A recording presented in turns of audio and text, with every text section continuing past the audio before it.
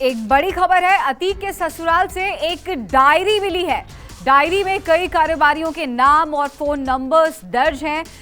Diary में अतीक की काली कमाई की भी पूरी जानकारी है। पैसों की लेन देन के सबूत है। आपको बता दें कि इस पूरी डायरी को पुलिस लगातार खंगाल रही है। पुलिस के रडार पर हवाला के 25 बड़े कारोबारी भी हैं। तो एक अहम डायरी पुलिस के हाथ लगी है। जाहिर सी बात है, इससे कई बड़े खुलासे हो सकते हैं। कई कारोबारियों के नाम और नंबर्स हैं और अतीक की काली कमाई का पूरा ब्यौरा इस डायरी में है। तो इस वक्त की बड़ी खबर हम बता रहे हैं आपको। उम्मीद है कि डायरी मिलने के बाद कई अहम राज खुल सकते हैं अतीक के। एक और बड़ी खबर हम आपको बता रहे हैं। शाइस्ता परवीन पर अब ईडी ने शिकंजा कसा है। ईडी ने शाइस्ता के 10 बैंक खातों को सीज कर दिया है। 50 से ज्यादा बैंक खाते ईडी के रडार पर हैं। अतीक के 2 चार्टर्ड अकाउंटेंट पर भी ईडी की नजर बनी हुई है। 20 कंपनियों में इस काली कमाई को खपाने की कोशिश की जा रही थी। रुख करेंगे हम प्रयागराज का। हमारे सहयोगी दीपक दुबे जुड़ गए हैं। दीपक, सबसे इंपॉर्टेंट बात यह है कि पुलिस के हाथ एक डायरी लगी है। क्या उम्मीद की जा सकती है कि इस डायरी के जरिए कई राज फाश हो सकते हैं?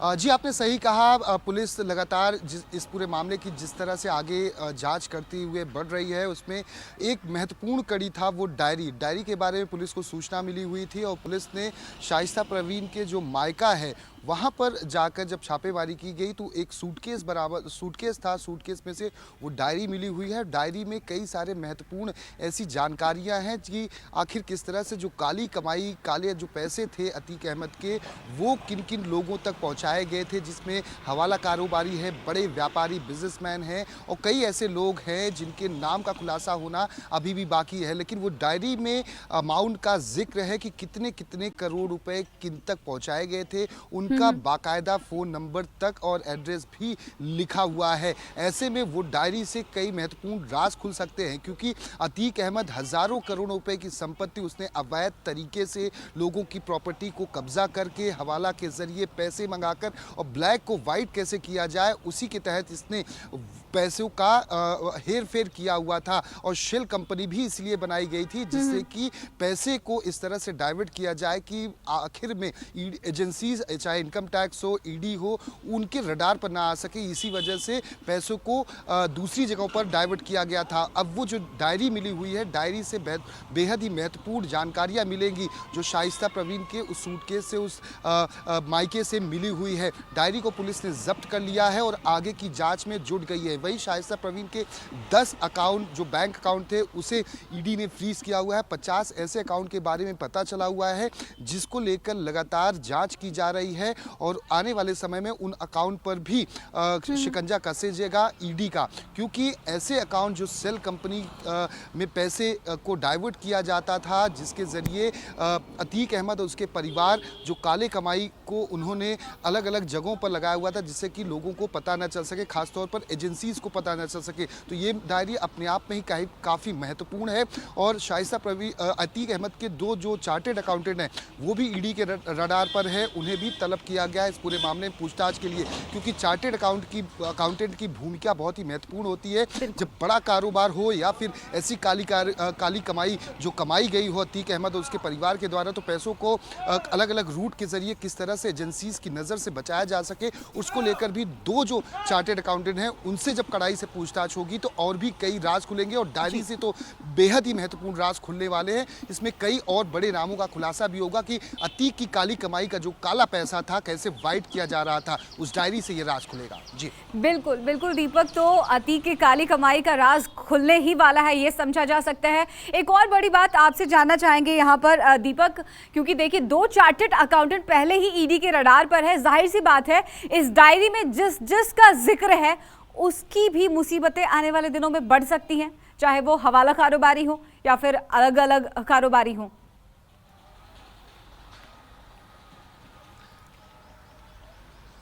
जी आपने सही कहा। प्रयागराज के दो ऐसे बड़े व्यापारी, उनका नाम लेना अभी उचित नहीं होगा, लेकिन ईडी ने उनसे पहले भी पूछताछ की हुई थी, क्योंकि अतीक अहमद की काली कमाई का एक बड़ा अमाउंट इनकी कंपनी या इनके पास मौजूद था और उसे पैसे इन तक पहुंचाए गए थे। उसको लेकर भी ईडी ने पहले भी पूछताछ की थी। ईडी ने फिर से सम्मन भेजा हुआ था। अब ऐसे में डायरी में कई और बड़े नामों का खुलासा होगा, बड़े व्यापारियों का खुलासा होगा, खासतौर पर हवाला कारोबारी जो ना सिर्फ प्रयागराज उत्तर प्रदेश में बैठे हुए हैं, बल्कि दिल्ली की बात की जाए, राजस्थान की बात की जाए, मध्य प्रदेश की बात की जाए, अलग अलग मुंबई की बात की जाए, तो अलग अलग राज्यों और शहरों में भी वो हवाला कारोबारी और बड़े व्यापारी बैठे हुए हैं, जिन पर अब एजेंसीज की नज़र है, यूपी पुलिस की नज़र है। उन सभी को तलब किया जाएगा। उनके बैंक अकाउंट डिटेल भी उस डायरी में मौजूद है, उनका अकाउंट नंबर, उनका फ़ोन नंबर मौजूद है और कितने अमाउंट दिए गए हैं, किन किन तारीख को दिए गए, वो तमाम वो चीज़ें मौजूद हैं। अब ऐसे में आने वाले समय में इन सभी की मुश्किलें बढ़ने वाली हैं, क्योंकि आपने देखा होगा कई सारे चैट्स, कई सारे ऑडियो आए हुए थे सामने, जिसमें अतीक अहमद उन लोगों को धमकी दे रहा है कि, और चैट में भी कह रहा है कि मेरे बेटे ने जो पैसे दिए थे उस पैसे को तुमको वापस करना होगा। ऐसे कई व्यापारियों को धमकी दी गई थी जो अपने पैसे मांगे जा रहे थे अतीक के द्वारा। यानी कि ब्लैक में कमाए गए, अवैध रूप से कमाए गए पैसों को इन लोगों ने पहले भी डाइवर्ट किया हुआ था। उसके सबूत एजेंसीज के पास है, मीडिया के पास ऐसी ऑडियो क्लिप अतीक और असद या अन्य लोगों की है जो अतीक से जुड़े हुए हैं। तो ऐसे में वो डायरी का मिलना इस बात की तस्दीक करता है कि आने वाले समय में अतीक के परिवार की मुश्किलें और बढ़ने वाली हैं, और जो काली कमाई से बनाया गया हजारों करोड़ों रुपए का साम्राज्य था, उस पर एजेंसीज की नज़र है। और कई प्रॉपर्टीज को पहले भी हजारों करोड़ की प्रॉपर्टीज को सीज किया जा चुका है।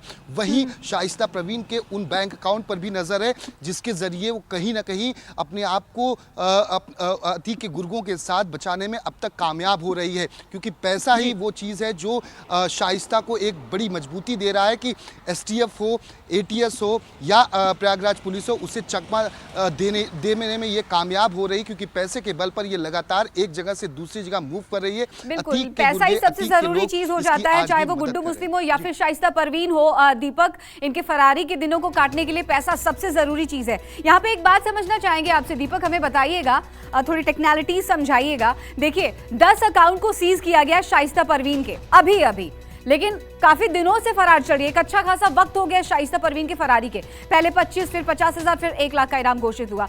अब बताइए, देरी नहीं हुई है इस अकाउंट को सीज करने में?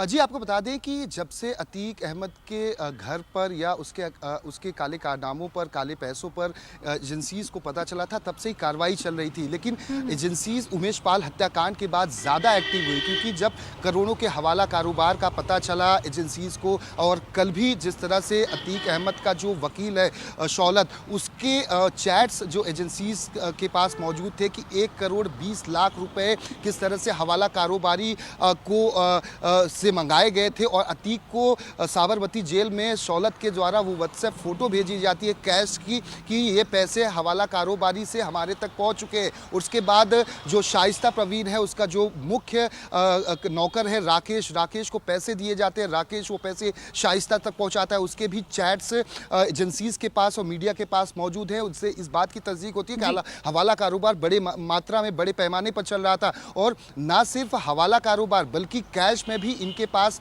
बड़ी मात्रा में आज भी पैसा मौजूद है। जब भी ये भागी होगी, चाहे गुड्डू मुस्लिम भागा होगा, तो ये बिल्कुल दीपक, देखिए शाइस्ता गुड्डू परवीन तो अभी भी पुलिस की गिरफ्त से दूर है, लेकिन पुलिस के हाथ लगी एक डायरी, जाहिर सी बात है डायरी ही बोलेगी, कई राज खोलेगी। बहुत बहुत शुक्रिया आपका दीपक।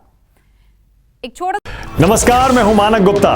अगर आपको हमारा ये वीडियो पसंद आया हो तो इसे लाइक और शेयर जरूर करें, और हां, हमें सब्सक्राइब और फॉलो करना ना भूलें, ताकि आप देश और दुनिया की कोई खबर मिस ना करें। तो जुड़े रहिए हमारे साथ और देखते रहिए News 24।